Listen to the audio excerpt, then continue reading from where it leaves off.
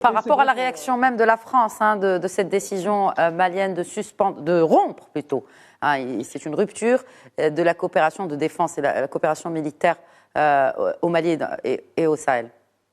Oui, alors pour confirmer ce que vient de dire votre invité, c'est vrai que cette région africaine, le Sahel, est devenue pour de nombreuses organisations terroristes le nouvel Eldorado.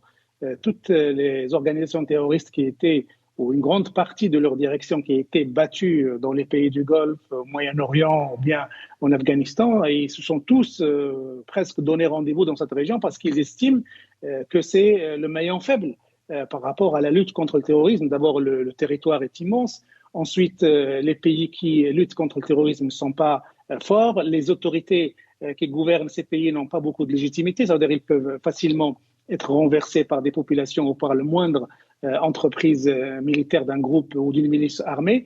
Oui, c'est vrai que c'est un échec. Et c'est vrai aussi que l'échec de la France n'est pas forcément là où on le pense. Moi, à mon sens, l'échec de la France, c'est quand elle n'est pas parvenue à former cette force de pays locaux pour lutter contre le terrorisme. Quand on en parlait à un moment donné de la force G5 Sahel, oui. G5 Sahel, c'était à la base, c'était les forces des pays de la région qui pouvaient eux-mêmes prendre en charge cette question et lutter contre le terrorisme. Or, on n'a pas réussi à avoir une coordination politique de ce G5 Sahel. Premier échec. Deuxième échec, on n'a pas réussi à lui assurer le financement nécessaire. Il y a eu beaucoup de promesses de la part de pays du Golfe qui ne sont jamais venues. Deuxièmement, on n'a pas réussi à lui faire la formation nécessaire. Ce qui fait que voilà un G5 Sahel sur le papier qui devrait normalement être efficace pour lutter contre le terrorisme, mais dans la réalité, il est handicapé et dans l'incapacité de le faire.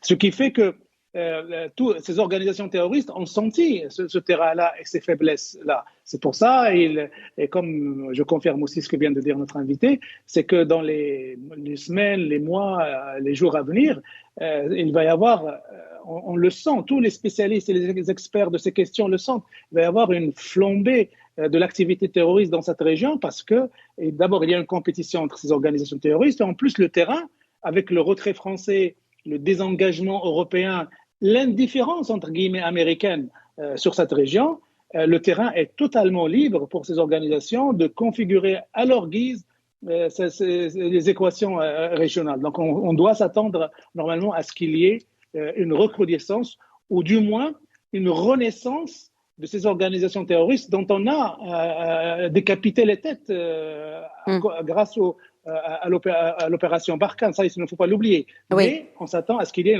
une renaissance de ces organisations terroristes.